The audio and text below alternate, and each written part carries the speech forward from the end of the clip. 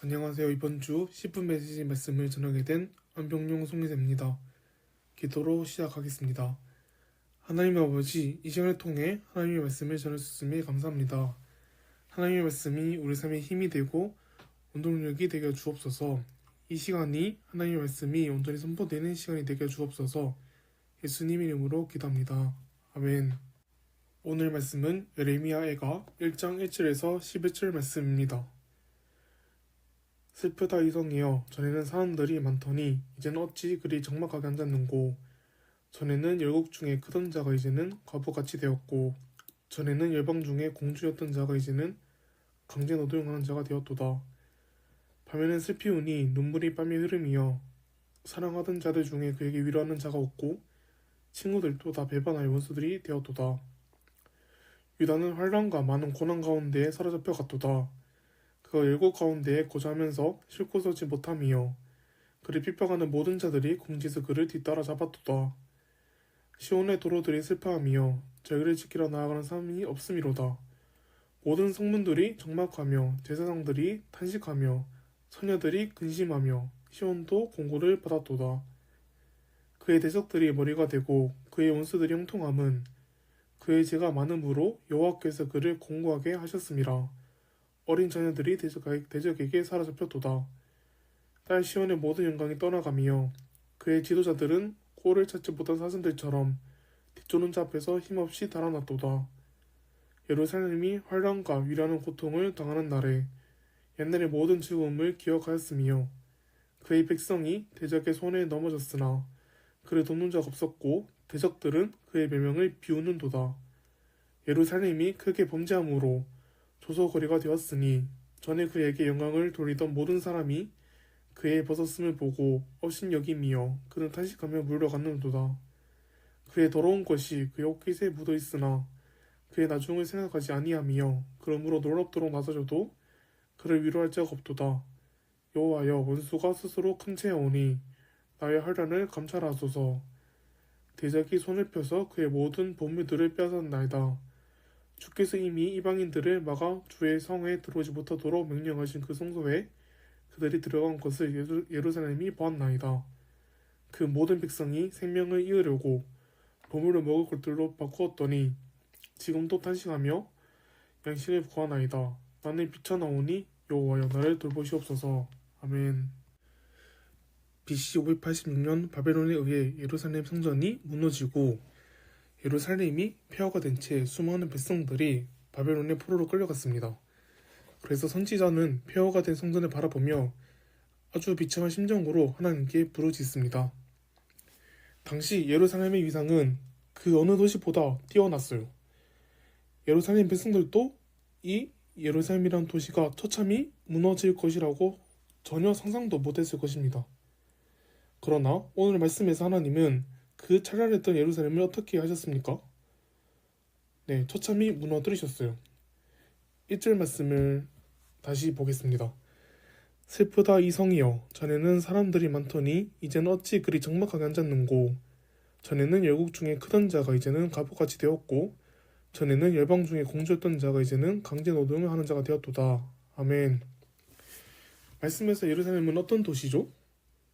네, 사람들이 붐비고 열국 중에 가장 큰 나라였습니다.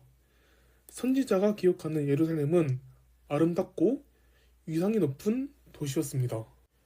또 하나님을 예배하는 사람들이 넘쳐 늘 활력이 넘치는 도시였어요. 그러나 지금 선지자의 눈에 보이는 예루살렘은 너무나도 황량하고 처참할 뿐입니다. 과거와 지금의 상태가 엄청난 대조를 이루고 있어요. 1절과 4절은 적막하다라는 단어로 연결이 되는데, 말 그대로 예루살렘과 성문은 적막한 상태가 되어버렸어요. 크던 자가 가부같이 되었고 공주가 이제는 노예가 되어버렸습니다. 지금으로 생각하면 절대 무너지지 않을 것 같았던 인기 있는 연예인이나 배우, 그리고 잘 나가던 기업이 하루아침에 순식간에 무너진 것입니다. 더 이상 내려갈 곳이 없는 바닥으로 떨어진 거예요. 그 가운데 더 가장 참혹한 것은 위로자도 없고 친구들도 배신했다는 것입니다. 2절 말씀입니다.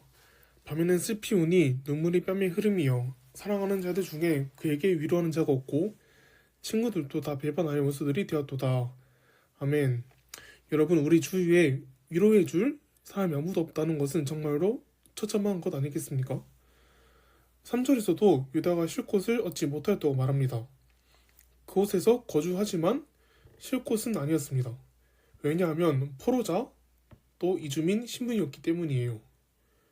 포로로 끌려간 자는 제한적인 것이 많았기 때문에 절대로 자유롭지 못하였습니다.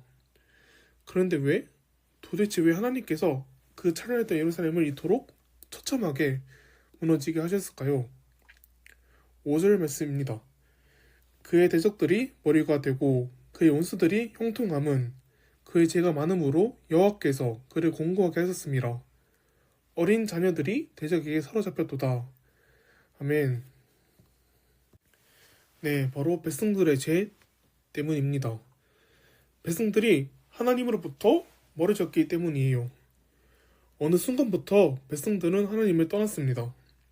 하나님을 떠나고 말씀을 멀리한 대가는 앞에서 살펴봤듯이 너무나도 처참합니다. 그렇다면 어떤 것이 죄일까요? 하나님의 방향으로부터 멀어지는 것이 죄입니다. 나의 욕구대로, 나의 소신대로 행동하다 보면 나도 모르게 하나님의 방향으로부터 멀어지게 되어 있습니다. 나 자신도 모르게 점점 하나님의 방향으로부터 멀어지게 되다가 결국 무너지게 되는 것입니다. 6절 말씀에서는 백성들의 지도자들은 백성들이 대적의 손에 넘어지는데도 불구하고 도망치게 바빴습니다. 그리고 아까 5절에서는 그들의 죄가 많았다 하였지만 8절에서는 예루살렘이 크게 범죄하였다고 합니다. 어떻게 보면 성전이 있는 예루살렘은 가장 거룩하고 경건하여 하는 곳이 죄가 가득한 곳으로 변한 것입니다. 그래서 사람들의 조롱거리가 되고 전에 그들을 떠받들던 자들이 그들을 보면 탄식하였습니다. 예루살렘이 이토록 무너진 것은 그들이 죄를 많이 지었고 크게 범죄함으로 자신들의 삶을 더럽혔기 때문입니다. 더 강해지고 더 커지고 더 행복해지려고 선택한 죄 때문에 그 누구보다도 약해지고 힘을 잃고 비참해진 것이에요. 그러면 왜 백성들이 이렇게 범죄하였을까요? 왜 이렇게 죄를 지으면서 자신들의 죄에 대한 죄의식을 느끼지 못했을까요? 10절 말씀입니다. 대적이 손을 펴서 그의 모든 보물들을 빼앗았나이다. 주께서 이미 이방인들을 막아 주의 성에 들어오지 못하도록 명령하신 그 성소에 그들이 들어간 것을 예루살렘이 보았나이다. 아멘. 이처럼 당시 예루살렘 주민에게는 성전이 있는 한 예루살렘은 절대 멸망하지 않는다는 신앙이 있었습니다. 예레미야 7장 10절 말씀을 세 번역으로 읽어보겠습니다. 너희는 이처럼 미워하는 일만 저지르고서도 내 이름으로 불리는 이 성전으로 들어와서 내 앞에 서서 우리는 안전하다 하고 말한다.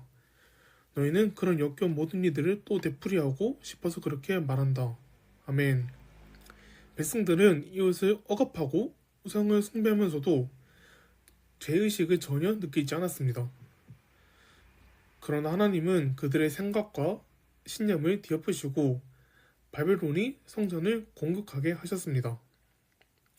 하나님은 자신의 백성들이어도 자신에게 순종하지 않고 범죄하여 멀리 떠나 회개하지 않는 자에게는 심판을 내리십니다. 아까 하나님의 방향에서 멀어지는 것이 죄라고 말했습니다. 우리가 하나님의 방향으로부터 멀어지지 않고 가까이 가기 위해서는 하나님의 말씀을 더욱 가까이 해야 합니다. 하나님의 말씀에 순종할 수 있어야 하고 또 범죄한 것이 있다면 회개하여 돌이킬 수 있어야 합니다. 이것이 하나님의 방향에 가까워지는 것입니다.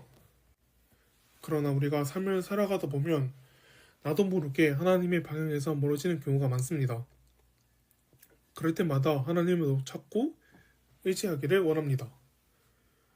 오늘 말씀을 통해서 우리는 예루살렘이 죄로 인해서 처참히 무너지는 것을 보았습니다.